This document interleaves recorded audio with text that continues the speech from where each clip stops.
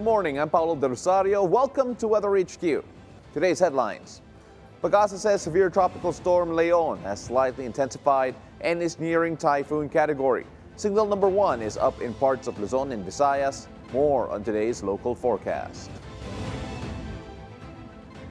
The Department of Public Works and Highways admits it will take years to complete major flood control projects in the country.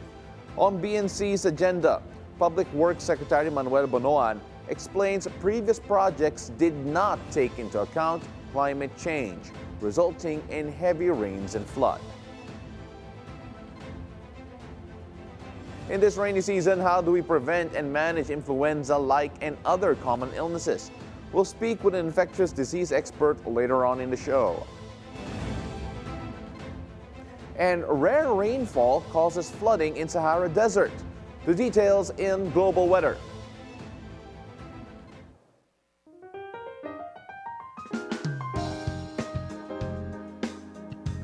Let's check today's forecast from Pag-asa. Severe tropical storm Leon gains more strength and it's nearing typhoon category. As of 4 o'clock this morning, Leon was last located 645 kilometers east of Tuguegarao City, Cagayan. Now, it has maximum sustained winds of up to 110 kilometers per hour near the center and gustiness of up to 135 kph. Now, you can see in the latest satellite that the outer rain bands are starting to affect some parts of Luzon, as you can see right over here. Visayas as well. Now, also because of its large wind circulation, Pag-asa raised signal number 1 in Luzon and Visayas, particularly in Batanes, Cagayan, including Babuyan Islands, Isabela, Quirino, Nueva Vizcaya, Apayao, Kalinga, Abra, Mountain Province, Ifugao, Benguet, Ilocos Norte, Ilocos Sur, La Union, Aurora, the northern portion of Quezon, including Polillo Islands, Camarines Norte, the eastern portion of Camarines Sur, Catanduanes, the eastern portion of Albay, and the northeastern portion of Sorsogon. Over in Visayas, signal number 1 is raised in the eastern portion of northern Samar and the northern portion of eastern Samar. Residents in these areas will experience winds of up to 39 to 61 kilometers per hour and expect intermittent rains within the next 36 hours. Minimal to minor impacts from strong winds are possible, so everyone is advised to take precautionary measures before the storm affects your area. Take note also that as the storm approaches northern Luzon, many areas will be part of this list, so always listen to the local forecast for updates. Now, based on Pag-asa's latest track, STS Leon is forecasted to strengthen into a typhoon within the next 12 hours. There's also an increasing chance it will become a super typhoon while still in the Philippine Sea. Now, if there will be an increase in high-pressure systems, it will likely push Leon southward, and that would lead to a potential landfall over in Batanes. If not, it may make its landfall in the southeastern part of Taiwan. Now, and exit the Philippine Air Responsibility either on Thursday evening or Friday morning. For now, Leon will bring rains with gusty winds in Batanes, Cagayan Valley, including the Babuyan Islands, Cordillera Administrative Region, Aurora, Quezon, Camarines Norte, Camarines Sur, and Catanduanes. Its trough or the extension will cause cloudy skies with scattered rains and thunderstorms in the Ilocos region, the rest of the Bicol region, Mimaropa, Western Visayas, Negros Island, the Negros Island region northern Samar, and Zamboanga del Norte. For Metro Manila and the rest of the country, partly cloudy to cloudy skies, so as the rain showers are expected due to the localized thunderstorms. Now, let's take a look at the sea conditions. Waves of up to 8 meters are possible in the seaboards of extreme northern Luzon and Ilocos Norte because of the stormy weather, while the eastern seaboards of central Luzon and southern Luzon, as well as the eastern coast of Camarines Norte and Catanduanes, will experience rough to very rough sea conditions with waves of up to 4.5 meters high. Now, for our sea travelers, given these sea conditions, navigating the sea is very dangerous for vessels of any kind or size. All are advised to stay in port or to find shelter or safe harbor as quickly as possible until the winds and waves ease. Now, to know more about what to expect with the severe tropical storm Leon, we have on the phone with us Pag-asa Weather Specialist Cignal Dominguez. Magandang umaga, Cignal. Hello, Cignal, are you there? Hello po, magandang umaga po. All right, Cignal. So, of course, with the latest forecast, na-mentioned that STS Leon is gaining more strength and it's almost near to becoming a typhoon. What are the possible scenarios that we should watch out for with regards to yung intensity po niya? So nakikita po natin, possible po itong pag naging typhoon category na po itong si Leon, hindi po natin naalis yung posibilidad na hanggang signal number 5 po ang ating pwedeng i-raise dito po sa atin sa bansa po natin, lalo na po dito sa Batanes po. Can we expect it to become a super typhoon? Sa nakikita po natin ayon po sa forecast track natin, pero nasa labas naman na po ito ng Philippine Area of Responsibility pag nakita po na sa nakikita natin na magiging isa siyang ganap na super typhoon. How big is the chance na mag-landfall siya sa Batanes as a super typhoon?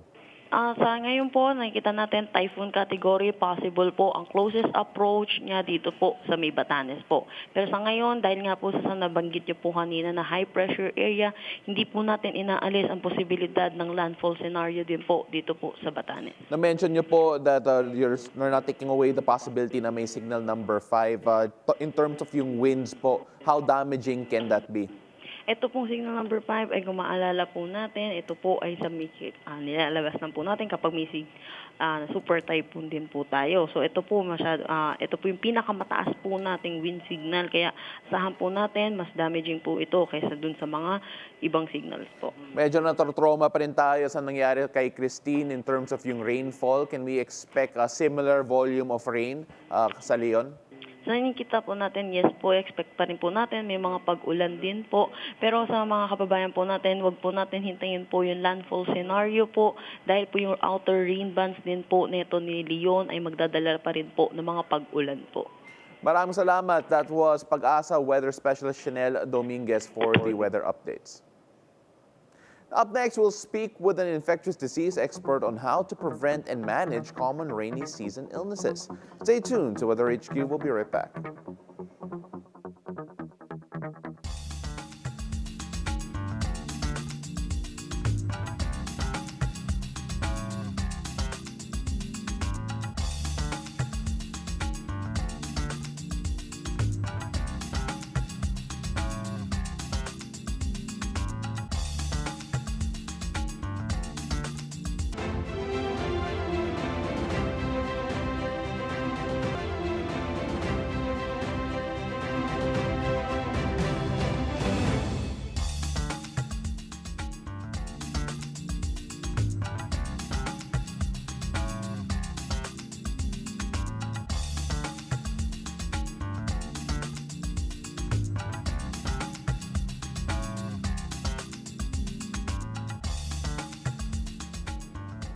Welcome back. You're watching Weather HQ. I'm Paolo del Rosario.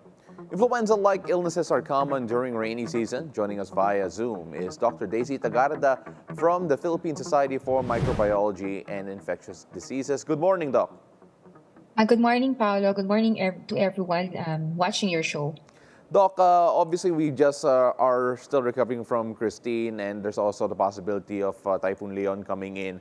At the same time, though, with the rains, with this type of weather, nakita po natin that there's types of illnesses that do come about, especially influenza-like illnesses. For those wondering po, ano po mga common causes and symptoms of influenza-like illnesses? Actually, the term influenza-like illness is a broad term. It has a lot of possible diseases, but the most common, it could be flu. Flu is caused by a viral infection with symptoms of fever, body pains, colds, and cough. So these are the symptoms of flu.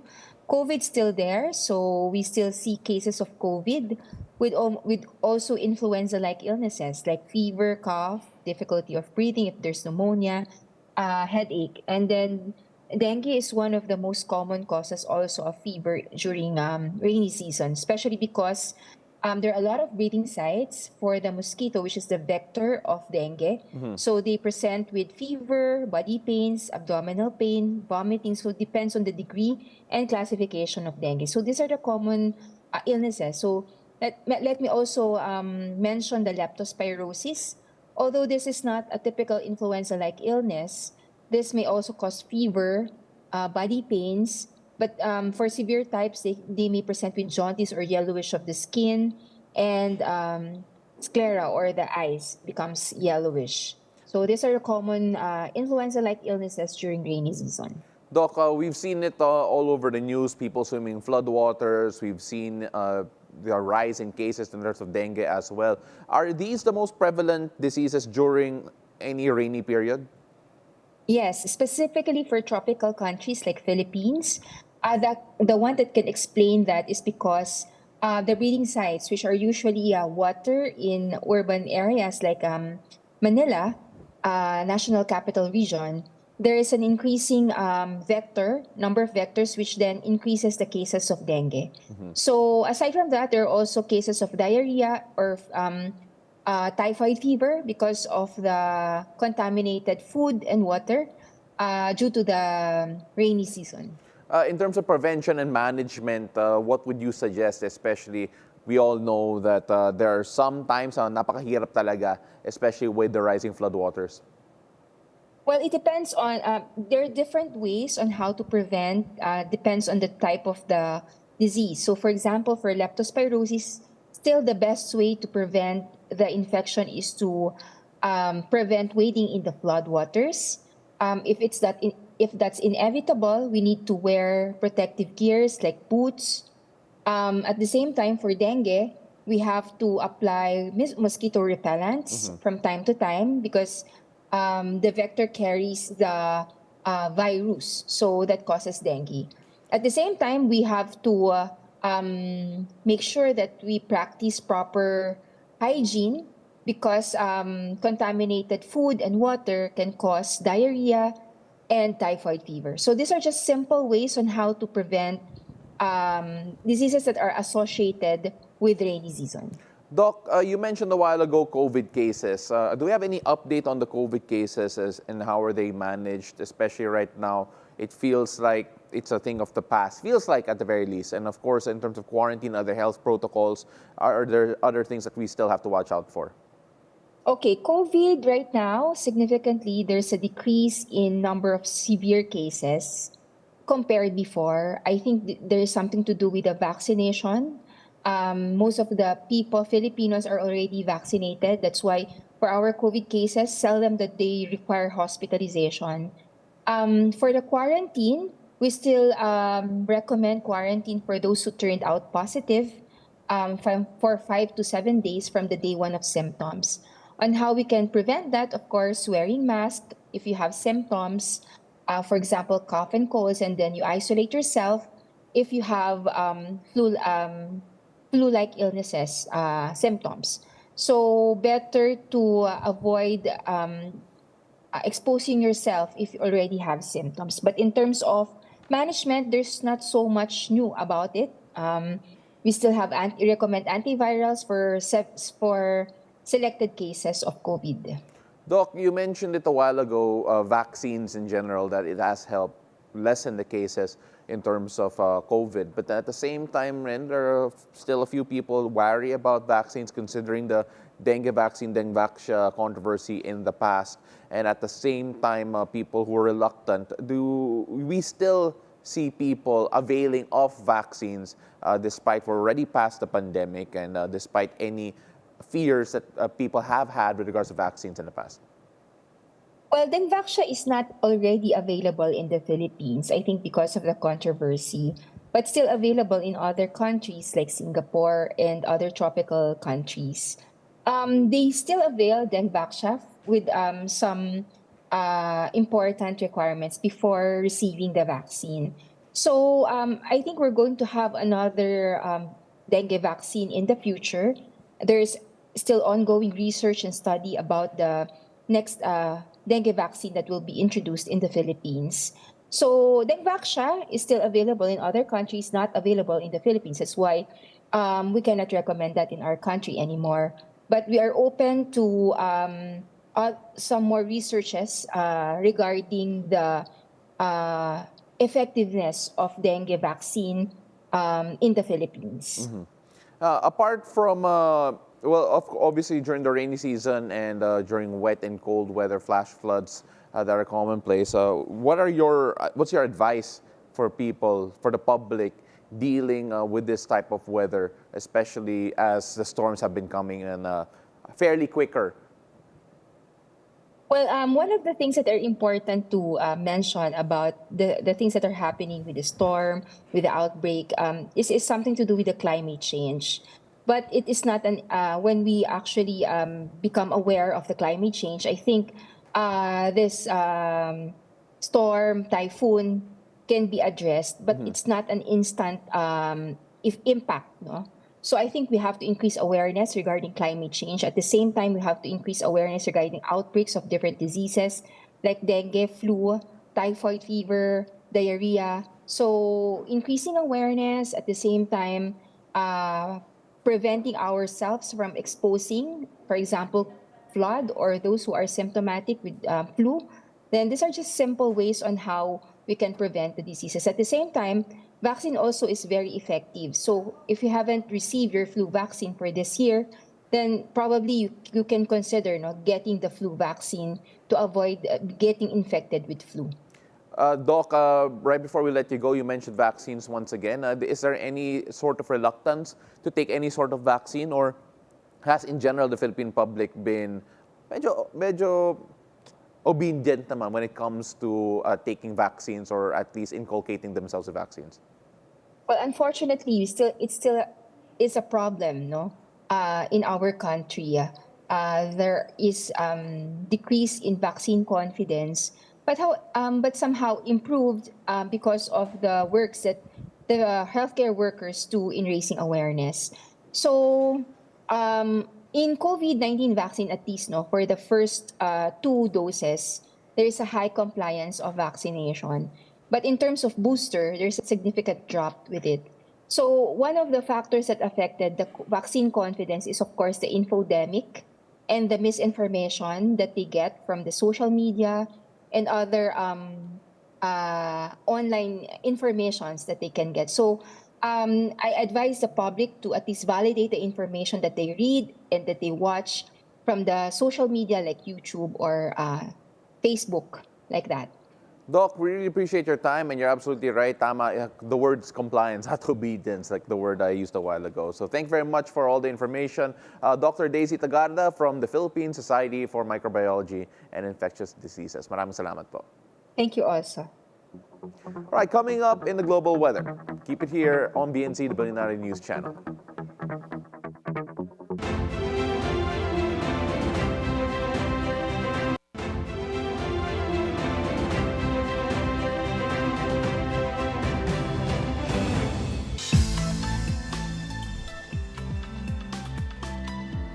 Welcome back, you're watching Weather HQ. Dramatic drone footage from Morocco shows flooded palm trees and sand dunes in the Sahara Desert after a rare rainfall on October 24. The aerial shots taken near the small southeastern village of Merzouga reveal significant flooding from downpours in a region that experienced over 200 millimeters of rain in 48 hours. Morocco's General Directorate of Meteorology noted an unusually unstable and humid September, leading to flash floods. A recent OCHA report indicated that heavy rains have claimed more than 1,460 lives in neighboring countries, with such extreme events potentially increasing due to climate change. The World Meteorological Organization says the concentration of planet-heating pollutants in the atmosphere reached record levels in 2023. Despite warnings from the Intergovernmental Panel on Climate Change since 1990, global emissions have risen over the past decade, threatening to exceed the 1.5 degrees Celsius warming limit set by the Paris Agreement. Last year, carbon dioxide, or CO2 concentrations, reached a record high of 420 parts per million, or ppm, marking an increase of 2.3 ppm from the previous year. CO2 levels have risen by 11.4% over the past 20 years. This surge may be linked to significant rise in wildfires, particularly in Canada, which release more carbon than most major countries' annual emissions. Currently, CO2 concentrations are 51% higher than pre-industrial levels, while methane levels are 165% higher than in 1750. The primary driver of climate change remains the burning of coal, oil, and gas. The planet has warmed approximately 1.3 degrees Celsius above pre-industrial averages, and the last decade has been the hottest on record.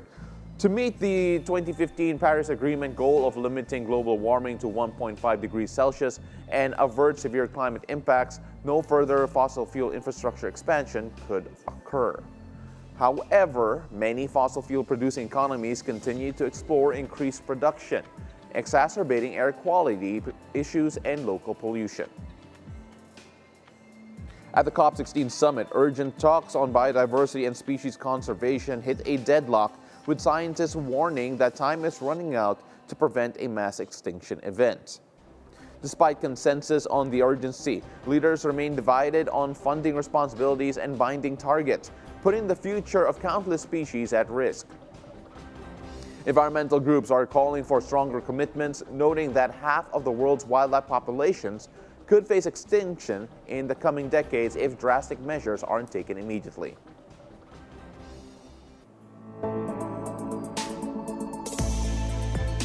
Torrential rains hit Sanya in Hainan province on Monday, causing major flooding and disrupting residents' lives. Over 150 millimeters of rain fell between Sunday and Monday afternoon, flooding more than 30 roads. The rainfall was due to cold fronts and remnants of Storm Trami, which weakened into a tropical depression after making landfall in Vietnam.